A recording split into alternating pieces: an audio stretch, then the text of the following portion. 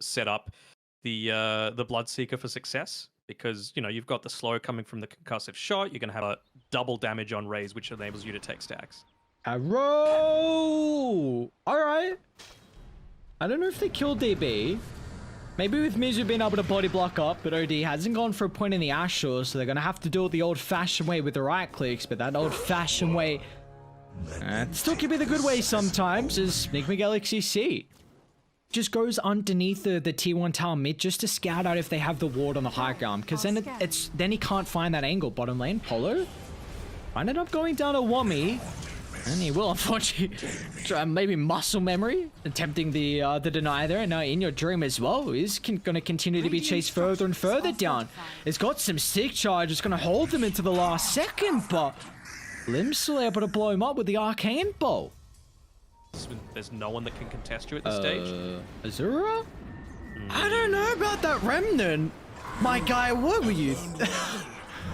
Alacrity. Yeah, you gotta give him a tip as well as the voice lines there. It's a freebie. Yeah, that's a bit of a yikes. Oh, Wommy? He's gonna find his own kill as well. So, how do we see now NGX.SEA look to deal with the Broodmother? Because they have issues. I tell you what, this Brood... I mean, I actually think they don't even care about this bottom tier 2 tower. I don't know who stands there. Keep the creep somewhat away from the tower with the use of that Stroke of Fate. Tell you what, they would have loved to have the Grimstroke on NGX.SEA's side against this Broodmother. Yeah. Mizu's just gonna plop himself back down bottom. Here. We might if Yokam can find the angle. It's on the mark. Sanity's still the cooldown, unfortunately. Wommy. That's without the Orchid again. Just Ancient Seal. Another big kill, and directly on Azura, and that he will. TP's available afterwards. They're even going to try and chuck out the arrow as well. The reinforcement's way too late to keep the OD alive. There's also still Wommy. He's going to be able to finally kill off Polosan. So, again, I mean, they've doubled the kill count on Army Geniuses. Now they instantly need to lead into the triangle and try and get some vision down and maybe sentries to deal with the Shadow Fiend free farm. Get it off, but, well, they're going to go for this smoke here. Ember Spirit's still looking to farm up a little bit. He's got the haste rune. Oh, In Your Dream. Join in. He's going to be the initial target. Doesn't have a blink to reset, and also doesn't want to use the BKB on the first life. In fact, the Force Staff pushes him back into harm's way. So instantly, they've been able to take care. Also, Yokam on the backline as well. But this is all going to be on Mizu on how he can reset the team fight, as DB instantly answered with the Rupture. A BKB battle. Who's got the stronger damage at the moment? DB's able to reposition himself, but In Your Dream still continuing to stand his ground. Now with the BKB expiring, Azura has a free fight to jump into the middle. Alacrity. But they haven't dealt with Alacrity, so the Asher will give him some sigh of relief.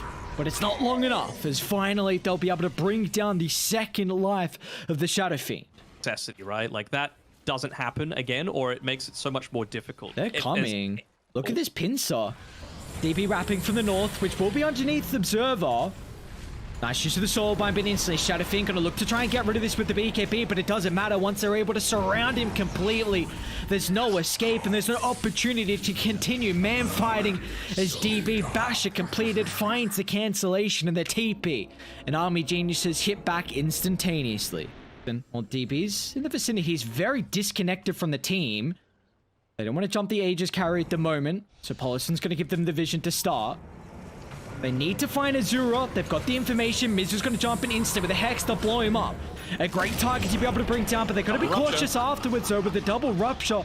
It's forced Mizu, along with Polosan, just to succumb to their own death. As they'll chase down the Bloodseeker, Polo will actually make it away. All things considering, a 1-for-1 trade. And they're just looking to connect in towards this top side of the map. It was Sanity's Eclipse popped, and that's a lot of that burst potential that you need. Sure, there's no Ember Spirit to be able to assist with this high ground push, but that support that we were, seeing a lot through the Pro Series and his farm, he's gonna have a lot of impact versus the Rupture.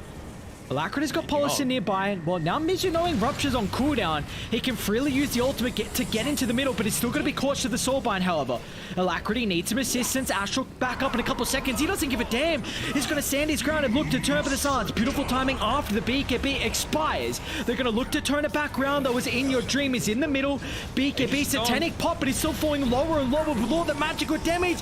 They find a huge kill on the Shadow Fiend. Azura and Wami in the midst of the Radiant base as they're looking to overwhelm the side of NGX.SEA.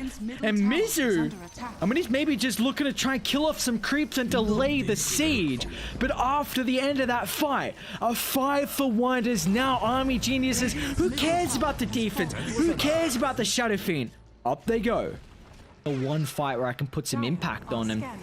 Instantly nullify, but he's going to look to try and get a little bit of retribution inside the choke point. But DB, is that enough opportunity to pop the BKB, solve the rest of the die cores? They're looking to just chase down Alacrity. He's got the Astral available with a quick use on the Orkin, and once again, they're just surrounding NGX.SEA. The BKB usages are on point. An attempt at the Requiem, an ambitious one at that, to provide some space. You just end. Yeah, that's game. You just end. You got double siege creeps, you got a Brood Mother, you've got AC.